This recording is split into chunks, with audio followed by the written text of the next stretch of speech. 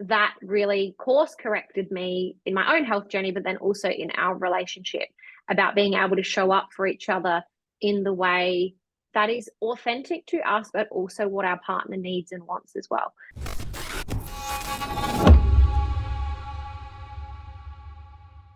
Hi everyone, thanks for listening in. I'm here with Brooke Smith. She's just finished up doing a one-on-one container with me, and we're just talking about, because we record everyone's catch-ups that we have so people can reflect and listen to all the lessons and listening to the learnings. And she told me, like, we've just finished. She had this huge transformation, and I just need to share it with everyone, need to share it with the world. And you were just watching the first video back. Tell me about doing that, the experience, and how you felt about it.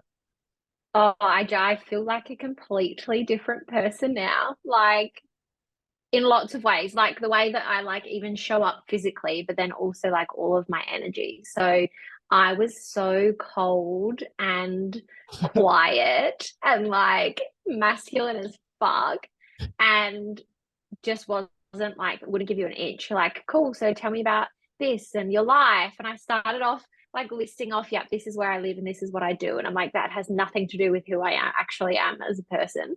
And then I also had like super short hair at the time. And now I have like, I got extensions and have like the longest hair you could possibly get.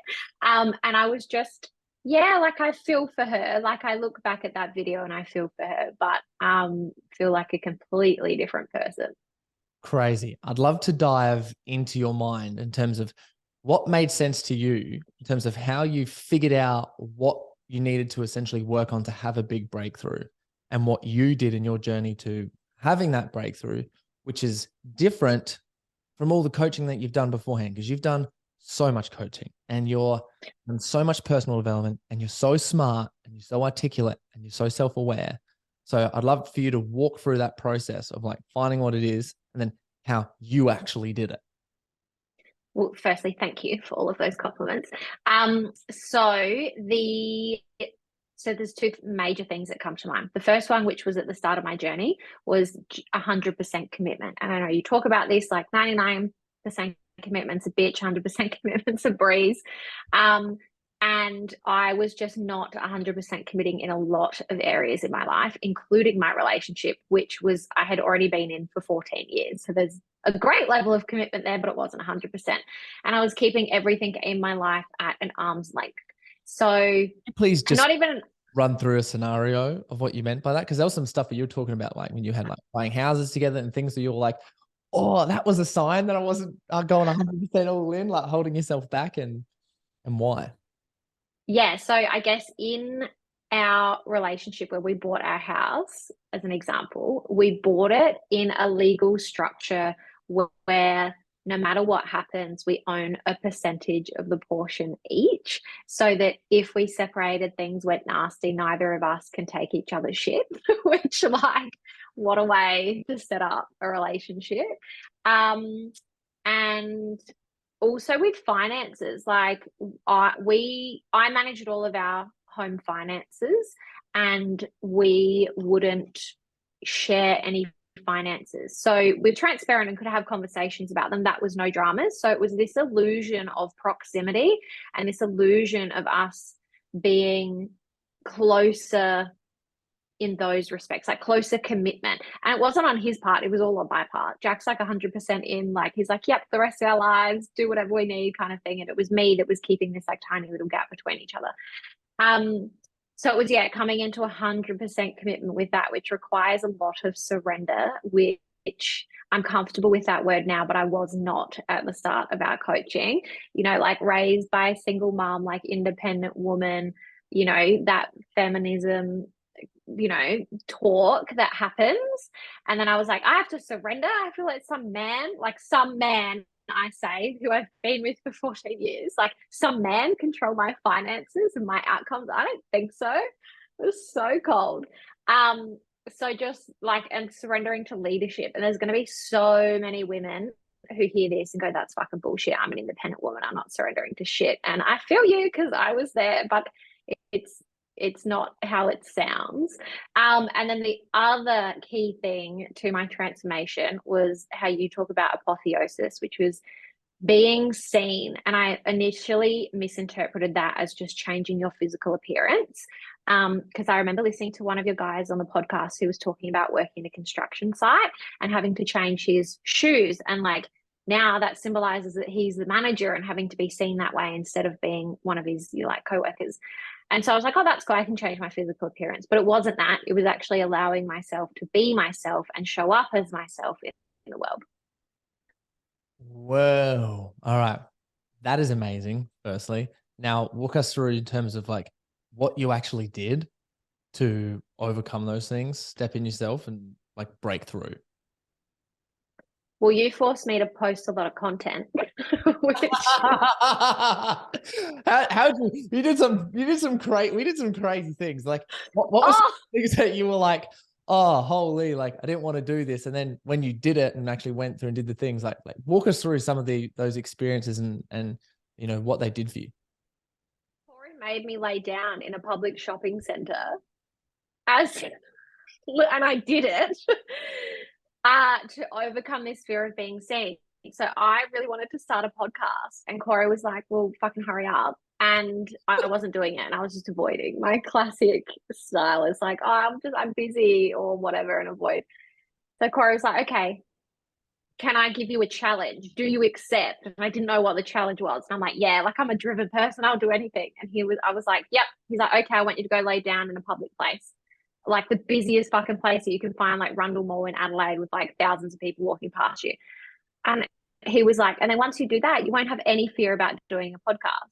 So then literally that afternoon, I did the podcast and I was like, yeah, definitely don't want to lay down in a public place, done the podcast. And he was like, you still have to do it. A challenge like, accepted. yeah, I was like, how can I negotiate out of this? Like, I'm very good at negotiating out of things and into things. I was like, let's negotiate. And you're like, no, you have to do it.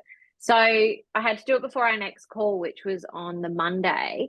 And I left it and left it and left it. So Monday morning before our call, I went to, it wasn't Rundle Mall, but I went to my local shops and I was walking around and I was like, how the fuck am I going to do this? So what I did is I roped in some Boost Juice girls. So I went up to Boost Juice and there were these two young girls and I was like, hey, this is really random, but can you take a photo of me when I lay on the floor, please? And they were like, okay. So I laid down on the floor and like covered my face. The photo is with me laying down like this. And they took the photo. And she's like, okay, it's done now. And I just stayed there for a little bit. She's like, I've got the photo. Anyway, so then I got up and she was like, can I ask like what's that for? And I was like, oh, I work with a coach, like a personal development coach. And this was something I had to do to get out my comfort zone. And one girl was like, oh my God, that's so cool. And the other girl was like, that's like, okay, whatever. So that was a big one. I love that so much. Scared to be seen. It was out of the book Dale Carnegie when he talks about like some public speaking stuff. And it was just the perfect thing. It was like, well, if you can't be seen, you be comfortable getting around people and being like the center of attention for who you truly are and what you're trying to doing, then what you're doing, then obviously it's going to be, you will come across, well, I believe you'll come across hesitancies and procrastinations, and majority of people that I work with, that happens. And, you know, really, we really believe in the ethos, the road of excess leads to the palace of wisdom. So we just push it.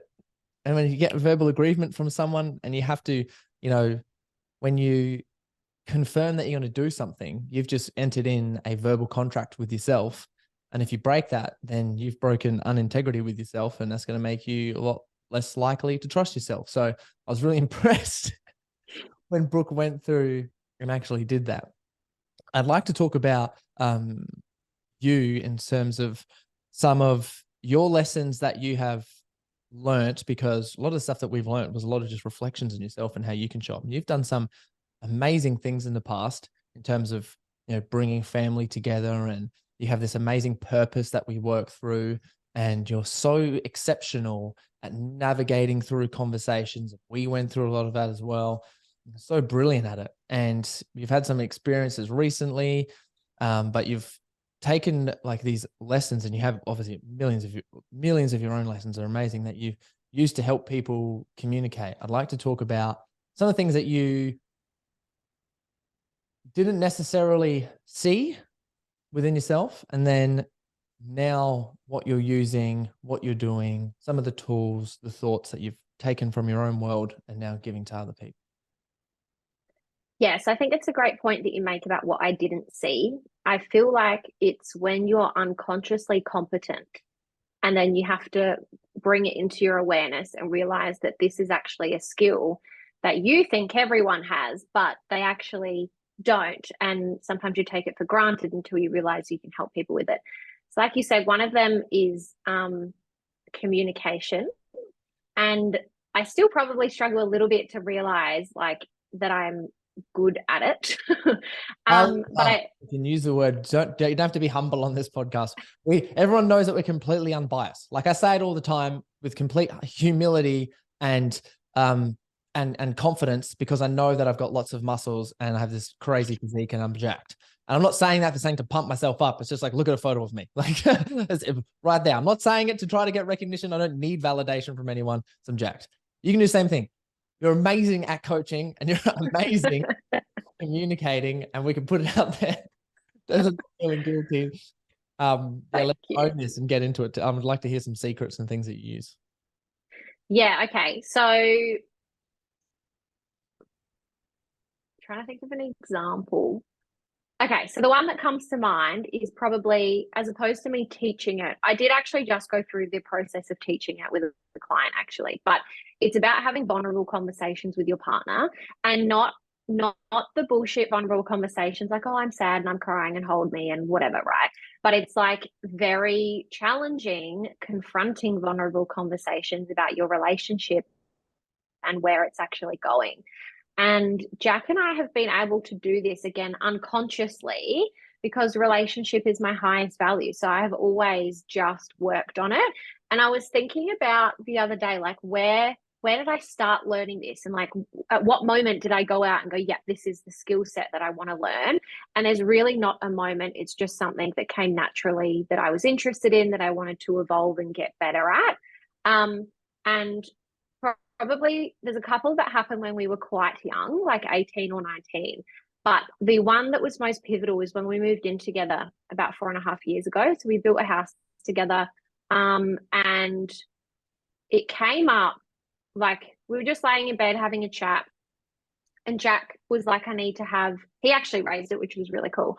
And he was like, I need to have a conversation around like our relationship. And this is really like nerve-wracking for me. But he was like, health is my highest value and it's not one of yours, like at the time. And he was like, and what I want in a partner long term is not how you're currently living. And he's like, I'm not saying I'm leaving and I'm not saying that it's over, like love you dearly. He was like, but what I see is if we both continue on these trajectories, we're just going to create this massive gap, and like it's just not going to last. And like your behaviors and the way that you look after yourself or don't look after yourself are not what I want in a partner long term. And being able to listen to that and not lose your shit and not react to like, oh my God, he's leaving me, or like he's telling me I'm not good enough, or he's telling me that I'm fat or ugly or like whatever. Instead of creating those meanings in my head, it was like, this is something that's really important to him. He makes a valid point about looking after myself. And that really course corrected me in my own health journey, but then also in our relationship, about being able to show up for each other in the way that is authentic to us, but also what our partner needs and wants as well. And even I think we've probably had a lot of those conversations even this year. And another one that happened was like, I love learning and growth and coaching and all the things, right? And this was a projection, mind you, this was my shit onto him. But I had this moment where I was like, oh my God, maybe he's not growing enough for me. And maybe I'm not healthy enough for him. And do we need to have this conversation again? And does this actually mean the end of our relationship? And I want people to understand that just because we've had these conversations before, it doesn't mean that it gets less scary. Like every time each of us have raised this conversation with each other, we're 100% committed to having the conversation and 100% committed to one of the potential outcomes could be that our relationship ends. And so we both go into that conversation with 100% vulnerability. Like, this could either elevate the shit out of us, or like this could be it. Like, am I really willing to have a conversation where 14 years, houses, families, pets, like, go out the door? That's it. Like, and we're open and happy to do that because we have so much respect for each other, in that I want him to be the best version of himself. And if that ends up that I'm holding him back in some way, number one, I'll do what I can, that is still within authenticity for me, and vice versa. But if I was ever the reason that he's not having a fulfilling life, or that I'm not living up to the expectation of what he needs in a partner, and vice versa, well, then I don't want that for him. Like, his happiness and fulfillment is like my ultimate goal, as much as it is my own as well. So yeah, understanding that going into those conversations, we are both very prepared that this could be the end, and doing it anyway. That's, I feel like, is like that 100% commitment thing. But again, I raised it with him, and I'm like crying, and he's stressed because he's like, what the fuck, what is she going to say? Like, and I was like, I just, do we need to revisit this? Like, maybe you're not growing enough, and maybe I'm not healthy enough. And is this going to be a problem moving forward? In this particular conversation, he was so good. He said it so calmly. He was like, Brooke, this week you found an exercise that you like to do and have just started doing it consistently. He was like, and this week I learned to cry with my coach. He was like, I think we're okay. And he just, like, beautiful comfort, and also understanding, like, I don't have to live up to how he expects health to be, and he doesn't have to live up to how I expect growth to be, but we're moving in our own ways in those areas of life. Wow. How have you learned, because this is just difficult conversation skills, like, how did you cultivate this? It's really challenging it's like micro moments, and it's like leaning in when you don't want to. And I just have this like overarching desire and like commitment to make it work no matter what. So even when I get in my own bubble of bullshit and I'm just like, oh, maybe it's not the one. And I figured out that that's a pattern for me in avoidance of looking at the areas of my life that I need to, because I'm so well integrated in communication and relationship. In my head, I'm like, oh, maybe he's not the one, and maybe this is an issue, because I can fix that real well because I'm so well integrated and skilled in that area. I like create drama over here to avoid the things that I need to look at over here. But yeah, it's just a commitment that I've like always just wanted to make it work. Like, he's my person. He has like literally witnessed like all of my growth and evolution and all of the shit that happened to me growing up as a kid. And can I actually share how we met? Because that will give a bit more context as well. Okay, so this sounds a little bit like airy fairy, but I 1000,000,000,000% believe that like the universe conspired for us to be together, because his mum and my mum went to primary school together, but also our grandparents bought houses on one street apart from each other. So I think this goes back 2 generations for our grandparents to decide to buy in the suburb that they did, which happened to be a street over from each other.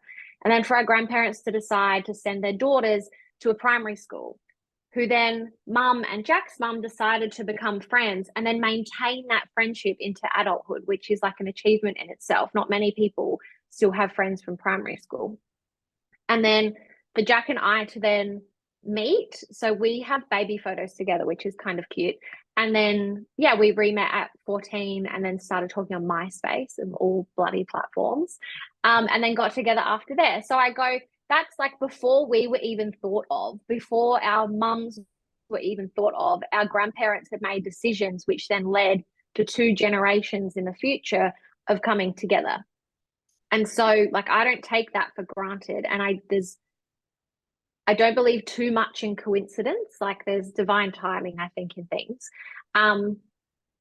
But yeah, so I just have always been committed to making it work with him. Like, there just wasn't really another option for me. Wow. That is insane. There's one thing that's sort of really cool, even looking at your guys' relationship, is I find that definitely in the modern era, when in the world of 2022, 2023, women are so powerful and they're finding all of this purpose, and men, a lot of men can have value in literally just emotional control and emotional stability for everything that they do. Like, there's a lot of value there. Yes, value comes with making money. Yes, value comes with how healthy and fit you are. Yes, value also comes from, depending on what level you're at, I think emotional stability and being able to hold space for your partner. And high performing women, I think, really, really need that. And you are a high performing woman with everything that you're doing. And one thing that was really awesome was when you come and jumped off me, you're like, I actually want to find my purpose and I want to go out there and crush it. I feel like I need to get reconnected with that. How'd you find your purpose? What's your purpose? And how are you demonstrating it now? Yeah, so I feel like purpose is a bit of a lifelong journey, and I had done little bits of it with other coaches. And then I read the book by Simon Sinek called Start With Why, which was great because I then like journaled out so much of like the prompts that are in that book. And it's not like they don't give you questions or prompts to answer, but just like the reflections of reading that. And then so I had a bit of like a brief kind of understanding, and then working with you, you were like, you need to ask that question 12 times, like, why, why? And I was like, okay. And I'm like, oh, I want to help people. He's like, well, who the fuck are people? So it was like really drilling down. And now Jack is actually going through your Overcome the Chaos program, and he's like, fuck, this is intense. In finding his purpose. And it was so funny. He read it out loud to me, and I was like, who's people? And I was like, oh my God, I sound like Corey. And even the other night, actually, he was talking about something. He was like, oh, something about excess. I was like, yeah, the path to excess leads to the palace of wisdom. And he was just like, yes, that. And I was like, I am a mini Corey. I do listen. All the skills. Our process, I think our journey was actually super emotional. Like, we went through heaps together with our coaching thing. So what happens is, obviously, for all those things when we're getting coaching and vulnerable, anytime there's emotions there, you remember stuff. So it's good to get emotional. I was really impressed, but sorry, interrupt there. Please keep going. Sorry. I'm so impressed.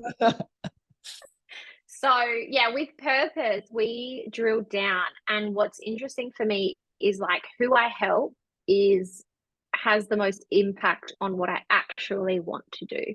So it's teaching women mindset and communication skills to have fulfilling and loving relationships. But specifically more is so that children can witness that and create it for themselves so that we may impact future generations to come, which I get all a bit like, oh, about in a good way. And so I now coach women on this as well. And it was really interesting. My client at the moment was in a relationship for 12 years, 2 young children, and they've separated. And so I'm helping her navigate that separation and also a new relationship. And she leaned into vulnerability over the weekend. And like all of us, we all have shit from our childhood that then impacts how we show up and what we're scared of and how we then communicate in the future. And what she learned was that when you're vulnerable and you go into that moment of vulnerability with your partner or anyone else, you actually don't know how that person is going to respond, but we put our needs outside of us and go, you as my partner have to make me feel safe because I'm giving you vulnerability. And it's this like giving in expectation, which we covered off, like, the great mother and the terrible mother and all of that. But it was this giving with expectation that someone has to reassure me and meet my need in that moment.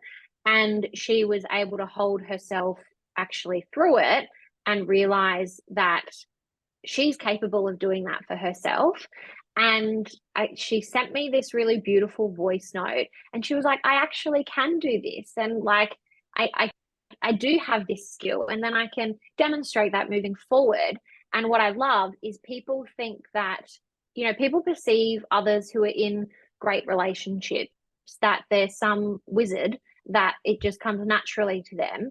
And it's actually all just a skill. Like everything we do in life is just a skill. And some of us are more innately drawn to something than others, and some of us pick it up quicker, but it's actually anyone can learn it. And yeah, I just had this like now I'm emotional, but like I just had this incredible, like overwhelming moment of gratitude because like her kids get to witness that, and instead of like their parents having this super messy, challenging breakup, like it's still emotional and hurtful for all sides, right? But she's navigating it with so much grace, when previously it was yelling and screaming and fighting, and one would leave and slam doors and then not talk to each other for 4 days. He would leave the house for a week. Like it was a lot. And now she's able to hold herself and her kids and even him.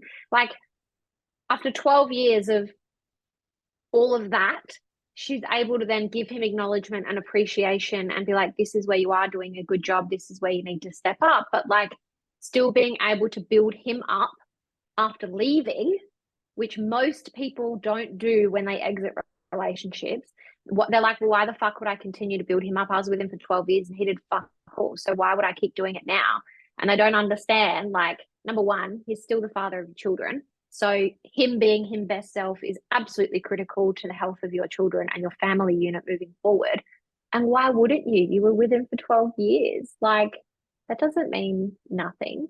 But yeah, with this like moment of like overwhelmed gratitude was like, I actually am doing what I wanted to do, which was like to impact children in a positive way, to see that you can have parents that love each other and communicate healthily, and they're going to then be able to learn those skills and carry them with them into life, and potentially have less chaos to work through and be able to build in a more inspiring way. Wow. Wow. How crazy is it that, in terms of life, it will takes one person in the relationship to take responsibility and set the standard, to get conscious.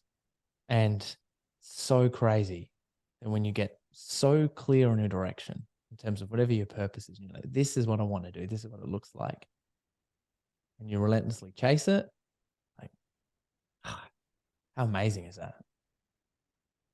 And it's like, I told my mum that I was helping someone navigate a 12-year end of relationship with two small children. And she was just like, oh, you're too young to be doing that. And what's so interesting is I didn't take that. Previously, when mum would say stuff like that, I'm like, oh, she doesn't think I'm capable or competent or anything like that. And that's actually not the case. It was that we as kids went through that. Like we witnessed, my sister and I, our parents separate with chaos and drama and a fuckload of conflict and family courts and step parents and restraining orders and like all of the things, right? It was like one of the most toxic situations that continued for like 20 years. So her saying that, oh, you're too young to be doing that, isn't because she thinks I'm incompetent or not capable. It's because she wants to protect me from the experience I've already had as a child. But what she doesn't understand is like, but from my experience and all my learnings, I can help people so that kids don't go through the same thing. Like it's wild. Wild. Self-awareness and personal development's crazy. Like it's so crazy. I think honestly, one of the best things is being able to facilitate conversations, facilitate difficult and vulnerable conversations. One of the most important things. I've literally seen people in like other people that I've coached with and stuff like 10x like their businesses just for having like a few conversations. You're like, oh my goodness. And like the framework is so really easy. It's just like how to actually do it and set it up. It's just like making sure that your emotions and you're aware of everything that happens to actually let it come through and be real successful. I love helping people through that. And obviously you do too. There's so many different things that we've covered. I'd love for you to tell us about all the money stuff and how you sort of overcome all of that and just leaned into owning you, accepting you. And what was the block, especially in terms of like even using some of the hero's journey language? Like, I don't want to dive in deep a little bit here because Brooke, when you come on Coach Remember, you're like purpose, hero's journey, philosophy. I'm keen on all of it. Let's go. And I was like, what? Because you're the first girl that I've decided to work with, first woman, sorry, that I started to work with. And I was like, all right, I'm going to see where we go. And you're like, all the things you talk about. And I was like, yes. So I'd love to get into that and share those. I think it's so valuable. Yeah. So the key thing for me was actually connecting with my feminine, allowing myself to receive. And they're two very broad like they're words that are used fairly frequently in the coaching industry, and no one really knows what the fuck they mean. Like unless you've actually studied it or bothered to go through the experience. And particularly with the feminine and receiving, it's embodiment. Like you can't think through it, and you can't just read a book. You actually have to do it. And so we found, like, I had a really healthy integrated masculine, was really work driven. Like even now I can tap into that when I need and can just like hustle, but I don't want to be in that space all the time anymore. And one of the big things for me was receiving. When I was watching back our first coaching call before, you were like, Brooke, how do you receive in your life? And I was like, what do you mean?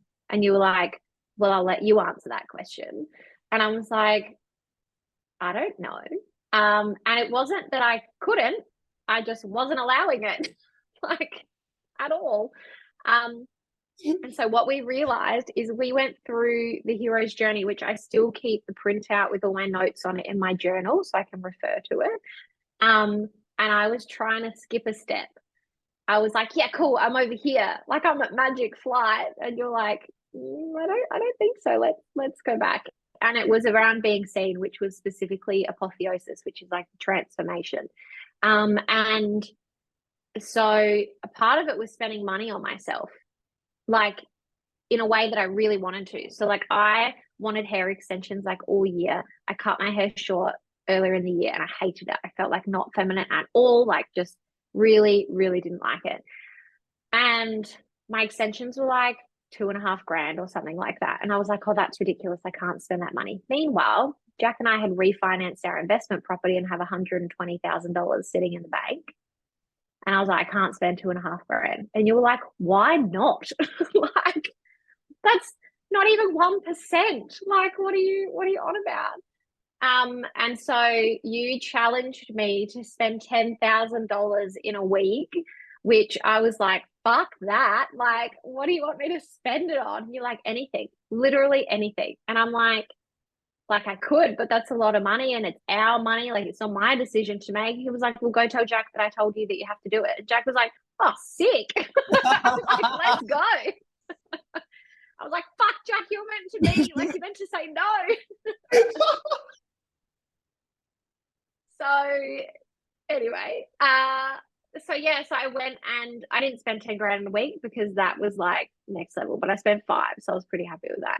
And I also didn't want to spend just like frivolously. Like I wanted to, but I also wanted to make sure that I was valuing what I'm buying as well. So we booked, one of the cool things that we haven't yet done, but is booked for December, is we love like a fine dining experience. And we haven't really done it in the last couple of years. We would normally do it for our anniversary. We haven't because I'm like, oh, we've got a mortgage and we're going to get another property and we're scaling Jack's business and all of these things that we're like, oh, I can't spend money on that. We need to invest, as opposed to like allowing myself to just enjoy all the fucking things that we've created. Into this, why was that? Because I remember at one stage we were talking, it's a real cool block. And I think a lot of other women can relate to this as well. A lot of, especially women and men, anyone who's successful or like high achieving and really like, you know, setting goals and achieving them and providing and trying to gain financial freedom. This is an amazing lesson, I think, to definitely integrate. And there was like a block there. I remember us talking about it in terms of you just going, I'm not going to spend any money on anything because I just want to invest. Do you remember what that block was and how you moved through it? And then I'd love you to tell a story because, guys, the story on what they're actually doing is amazing. And I can't wait to hear that. So, yeah, please. So I think the block was like not worthy enough. And there's still a portion of that because I can like spend money on Jack, no worries. Like, I'm like, yes, let's spoil Jack and get him a present and do this experience for him. And it was like I could justify it if it was shared, but if it was just me, I couldn't justify it. I can't remember what like the specific. Wasn't it something to do like with your old boss or something? And then like being like you had to like keep proving yourself like in a masculine sense all the time, and it was like something along the lines of something there where you're like suppress something a little bit. I might be off track. That might be where my brain went. that was definitely an experience. Like everything that I did wasn't good enough.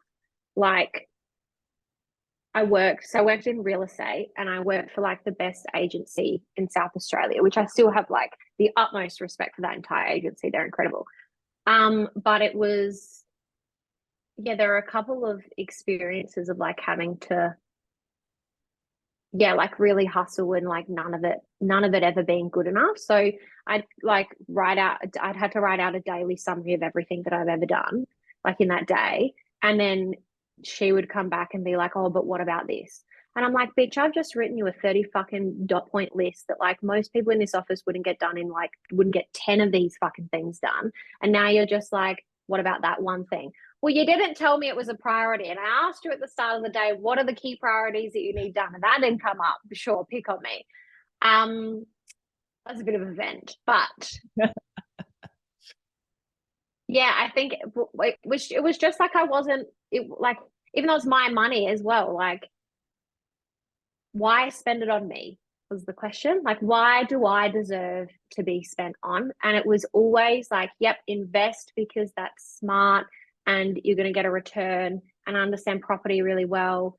And, you know, it was for like our future as opposed to myself or my future. So yeah, I'd have to think about that. I can't remember what the block was, but it was just, yeah, more so like feeling unworthy that I couldn't spend money on myself. Which like you said, like I think a lot of women experience this, particularly mums. They put everyone else's needs above their own. And logically, I don't agree with all of that, because logically I go, you need to look after yourself. Otherwise you can't look after anyone else if you're not, you know, whole in yourself. But I also know that there is a time where that needs to be elevated. Like other people's needs at times have to come before yours. That's just the reality of life for everyone. But to overcome that, yeah, I went through and actually spent money on myself. And I did it frivolously. And it's not even going to sound that big of a deal to anyone else, but to me, it was like the biggest deal in the world. So I got these hair extensions with all of the treatment and the new straighteners and like all of the things that you need to look after, and it came in at over $3,000. Which girls out there will be like, that's a fucking lot of money for extensions. And I'm like, but they're amazing. If you see this video, they're amazing. And then before that, I like took myself out to dinner and I went shopping and I bought 3 pairs of shoes. And again, that doesn't sound like such a big deal to people, except that it was for me, because I was like, oh, 2's fine. And then 3 was like the little stretch. I was like, oh, I can't possibly buy 3 pairs, right? And then I did. And that sounds so small, but it was like, that was like the little stretch for me. It was like, you can buy yourself 3 pairs of shoes. And then did the hair extension thing. And then I also then spent $1,000 on bedding, which was like the best fucking thing ever. Like new quilts and pillows and sheet sets, amazing. And it was such an incredible experience. And it was so cool to just like tap my card and literally not check my bank balance. Like I'd put the money in there already, so I knew what was in there. But just, it was like being in that energy of spending. And even when I went and bought the bed linen, no one, like, I always was like, people are going to think it sounds so ridiculous. It's like how our egos like keep us safe, but like absolutely pedestal the shit out of ourselves at the same time. Like you sound so, in your mind, you're like, oh, I don't want people to think this about me. And then you're like, you realize people don't fucking think anything about you. Why do you think it's so important that these people have all these thoughts about you, that you've met you for 5 minutes? Like, settle down. But yeah, even like spending some of that money, I was like, do they think I'm like have heaps of money, or that like I'm blowing it, or like who the fuck spends $1,000 on bedding in one go? So there was a lot that came through, but now I book it in my calendar, and so I don't spend $1,000 every month on bedding. But it's like book myself into a lunch or a massage and treat myself. And the thing that I'm most excited for, because this was the most like outrageous thing, is Jack and I are going to this degustation, and we're actually hiring a Lambo for the day and driving out in a Lambo. And I'm going to look like the bougiest stuck up bitch, except that I'm not, and I know that. But I'm so excited. And you were like, document the whole thing, like make a whole deal out of it. I told Jack, and he was like, fuck yeah, we're going to a Lambo. Because that's something I really want one day. And And so it's like, you were like, you have to be in the energy of actually having it, because how else are you going to know? How'd all that make you feel? And like, Oh, permissions did it give you? so good. Felt like so luxurious, and I felt so special. And when I got my hair done, like they curled my hair and they like, flipped it out so it was in front of me, and I burst into tears. Like I actually cried, and then they cried, and they're like, "Oh my God." And I was like, I have not allowed myself to experience this feeling or do anything for myself in years. Like I really think, like, since we have had a mortgage, so the last like 4 years, I haven't really let myself have these big experiences, but I've like craved them and desired them so much. And it just like felt so liberating. And so also inconsequential at the same time. Thinking of like having that cash sitting there that we're gonna like buy another house or whatever. And I was like, oh, I can't touch that, I can't spend that. And I have, and nothing's happened. Like it's not a big deal. Like it's still there. Like I didn't spend all 120 of it, so we're all good. Relax. Yeah. And how has that helped you now in like your work life, in your relationship, in how you show up for your clients? Like how's that helped the whole personal and professional side of life? Yeah, so I'm so much more playful, and then it's like feeling that like luxury also felt a bit sassy. Like it was like that diva side of me. And whenever Jack's like, "Can you do this?" I'm like, "No." And like big hair flick. So fucking dramatic all the time. Um, I love it. And so like particularly for me, like the spending money and reflecting on that feeling is like, it's like that feeling of abundance that people talk about, which is also hard to describe, but just feeling more myself and more feminine and more playful. And I can be chaos. Like previously, I was holding back from being chaos, and I just had to be driven and smart and masculine and, focused and boring conversation. And so, yeah, I just feel like more of me. And then even just on Monday, like I just went and got my hair washed and blow dried because I felt like it. Like hadn't booked in, just like walked into the hairdresser and was like, "I want this done, please." Um, so then, but what's amazing is then my clients go, "Oh, you can just do that," and I'm like, yeah, like I didn't have an event. It was just a Monday morning, and I wanted to get my hair done, so I went and got my hair done. Like, and it giving myself permission then gives other people permission because they witness it. And I was actually listening to one of your podcasts yesterday, and one of your guests was saying it. He was like, people, it's so important for us to show up and do these things and share that we're doing these things, because then other people see it. And people don't realize what's possible unless they see other people achieve it. Most people anyway. So yeah, it impacts everyone. Wow. And if you could, I love all these stories. Anyone listening right now, like take this in. Like everything that Brooke is saying right now is like one of my favorite sayings is we live in a world where all of our problems seem so complex, but the solutions are so simple. Go lay down in a shopping center and everyone look at you. Like literally so simple. Go spend the money on yourself that you've worked so hard for. Like take a little bit of time off when you need to regulate yourself so you can make better decisions. Like imagine if people could justify all those things immediately. I'd love for you to teach everyone who's listening, or give some people some real like practical tips or mindset and like just real simple things that maybe that we've learned together, or anything like in the last couple of months that you've learned or experienced or implemented that you think might be basic or simple that could just really help someone. Like, I don't know, could be purpose stuff, could be hero's journey, could be some sort of communication techniques and way of thinking, like whatever it is, or actually doing something in terms of things that have helped you sort of really embody and express yourself and start to, build some serious momentum for your coaching and everything that you're doing.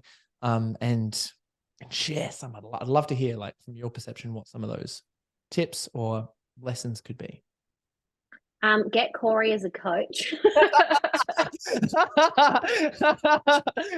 Thanks for the plug. Just kicking it around. Boom. Because I just want to share, I really didn't want to post any content. And then like one day, Corey on our coaching session was like, I've created you a template. I found your branding colors. Fucking what's a quote and post it now, like in our session. And I was like, ah. So get Corey as a coach though. Well, yes, do that too. But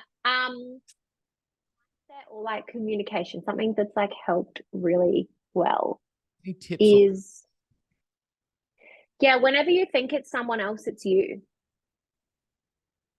all right, what do we do? How do we get aware of that? And what do we do to learn that, integrate it, and process it? Yeah. So let's use the example that I would use with Jack, which was like, I don't think he's growing enough for me. Where am I avoiding my own growth? And ask yourself, like, if you're pissed off or angry about something else, where am I doing this to myself? Where am I doing it to other people? Or where have I done it in the past that I haven't accepted or owned my part in that? It's really hard for people to do that. It's hard for anyone to do it. It's hard for me to do it. But whenever you think it's someone else, it's you.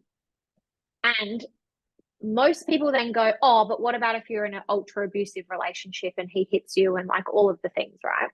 That's a very sensitive situation, of course. And tolerating. What are you allowing yourself to tolerate? How are you choosing to stay in a situation? And I know that that's going to fucking trigger the shit out of a lot of people who go, but I can't control that. And you don't understand. I have this overbearing parent or this overbearing partner or whatever it is. But why are you staying where you are? And perhaps it's a self-worth issue. And I have a lot of compassion for that, of course, and understand that it's still a choice at the end of the day. Because if you perceive that you don't have the power over your own outcomes, you have literally put your hands in the life of everyone else outside of you. And that feels terrifying because you don't get to determine your own life. And so it's like, even if it's in like the most awful situation, what did you not learn? What did you not know how to communicate? What did you not feel for yourself or allow yourself to experience or give? Or why did you not ask for help? And then of all those situations, the next step would be, what did I need in those situations? And then how can I give that to myself? Because if you go, I needed my partner to give me reassurance and he didn't, well, where can you give yourself that reassurance? And it's not creating hyper independence, because we do need other people in our lives. Like, relationships are so critical to our survival and also our evolution, right? So it's not creating hyper independence, but it is creating a sense of self and a sense of independence so we can allow others to help us, as opposed to needing others to help us, needing something outside of us for us to feel safe. How can we feel safe in ourselves and allow other people to help us on that journey? Wow, this is absolute gold. You can almost break that down into like 3 phases. One is just like extreme vulnerability with your environment situation. Number 2 is understanding what your goals are and then what your needs are. And 3 is figuring out like what you can actually do about them. But that's like easier said than done. Like, break that down. Like, that would be the process. But then you have to make sure you have all of those questions that you've just mentioned. So if anyone's listening and listen to any Brooke stuff, like, I'd actually write down or note some of those questions. If you could, like, literally right now, if you're listening, you're just going to write down some of those questions that she asked and answered, because, you know, it's real tough. And you can even ask other people. I love this as a technique. I love giving this like a little tool for people to do. And it's just like, ask someone, like, or text someone who, like, some people that you love, and just say, what are my strengths and what are my weaknesses? Go. That's always a good one, because you're like, oh, this feels really good, and always some room for improvement. And I do that with, like, Jack and I do that with each other. And it's like, be ready for the answer though, because if you're asking what your weaknesses are, they're not going to tell you what you think your weaknesses are. They're going to tell you what your actual weaknesses are that you've told yourself aren't that bad. Oh, no, I'm actually pretty good in this area. And so, yeah, they be ready for truth. Yeah, it's a true straight up. You're gonna get vulnerable with that. Like, man, trying to eat with my mouth closed sucks. And Chloe tells me all the time. I'm like, why do I do this? Like, why? And like, you have to take it like, oh, I'm at home. I make my ego comes. I'm at home. I can eat with my mouth open at home. But it's like, yeah, but I'm gonna take that. Then I might be at a nice dinner with someone or doing something, and I'm sitting there eating. Gross, Corey. Get some bloody manners. Chew with your mouth closed and don't talk with it. So I just have to I feel for her because I can't listen to people eat. And so like if I'm not eating as well and Jack's sitting next to me eating with his mouth open, I get physical rage. I just have to leave, or I'm like, you need to move away because I'm enraged. I can hear an animal eat, like listen to dogs, anything else eat. As soon as there's like a friend or a human next to me, something eating, I'm like, this is like disgusting. And I'm doing that all the time. I'm like, all right, I got to work on this. One more question. I think, what is something that you learned with us that you thought was like unique or interesting that you may not have learned anywhere else before that is like been powerful for you and that could help other people too? So two things. So it would be your modern hierarchy for the modern man, which I have up on my wall, even though I'm a woman. Hierarchy for the modern modern human. I said specifically man for teaching with the guys in my program. That's yeah. So that's cool because as you talk about it, flips Maslow's hierarchy for needs on its head.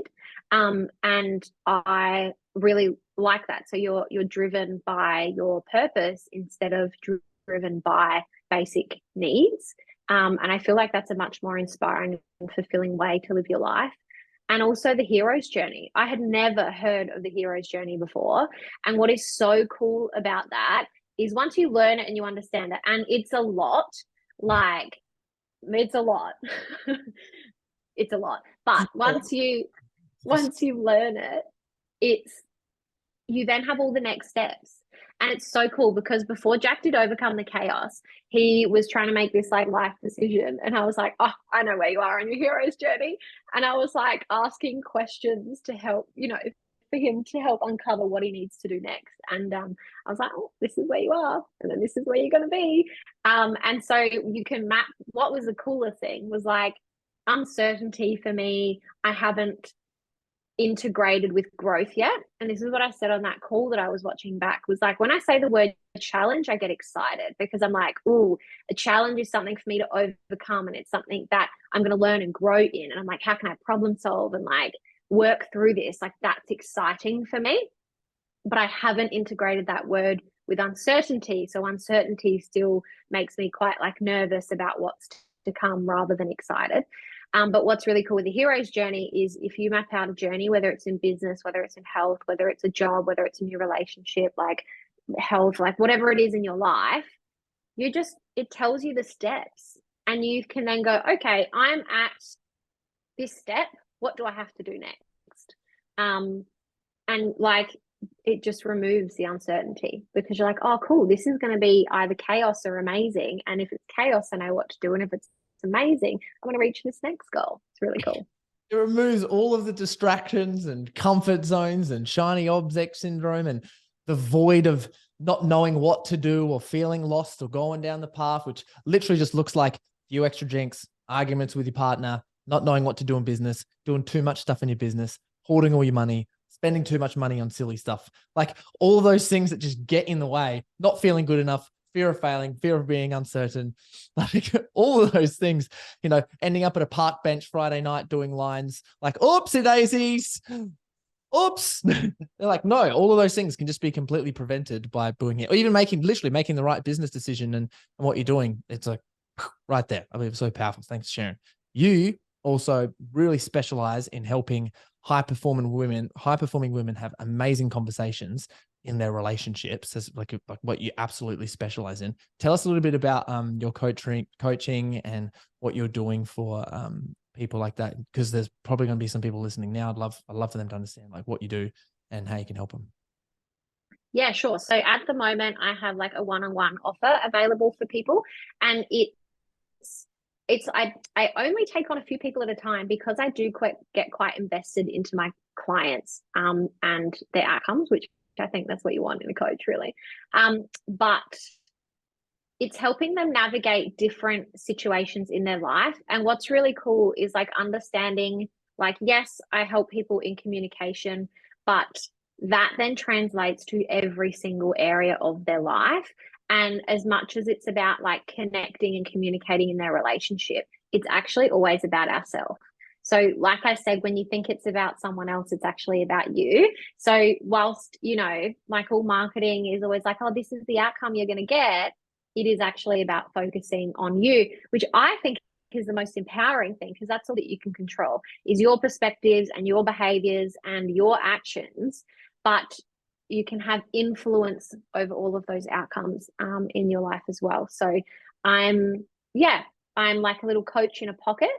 I personally really love, so obviously I do calls like over Zoom and stuff, but I actually really love the messaging component to it, because, and what I love about that is like voice notes are great because you can pluck out words. But what I love is when a client like writes a message, because they then get to look back on it and see what they've written, which is why I also love journaling. Like I give a lot of journaling exercises, because to take it out of your mind and see it on paper, it's literally your mind reflected back to you in words, and then you can pick out the words, which is like the coolest thing ever. So that's how I help people, how I help women. Yep. Words are literally magic. I had a coach recently, and we're going through all this word stuff at the moment, and saying words are literally magic, and Brooke is the damn wand. Yeah, summoning spells out there, and people. I'm super proud and super impressed. I just want to say thank you so much for coming onto the podcast. Thanks for jumping on the coaching. Thanks for literally sharing all of your lessons and getting vulnerable on this podcast, guys. As much as Brooke was when we were talking previously, she's like, I don't want to share like any of these vulnerable stuff with people. Like she struggles so hard to share all these life experiences. So I just want to say her just being on this podcast and some of the stories that she shared, she's been resistant to share before. So she just overcome heaps of stuff on this podcast. So super impressive. An amazing coach. If people can follow you and find you, where can they go? Yeah, so Instagram's where I love and hang out. So it's Brooke_SM. So BROOKE_SM. And that's where I hang out the most. That's where you'll find all of my content. And get in touch. Yeah, awesome. So if anyone's looking at anything, please get in touch with Brooke. And if not, we'll see you guys in the next one. Thanks for listening. And if you got anything out of this, please give it a share or like or comment. We'd love to get back to you. We'll reply to all the comments. So like in the YouTube video is where we reply to comments. So head in there and we'll have a look. Thanks, everybody. Bye, Brooke. Thank you. Thank you.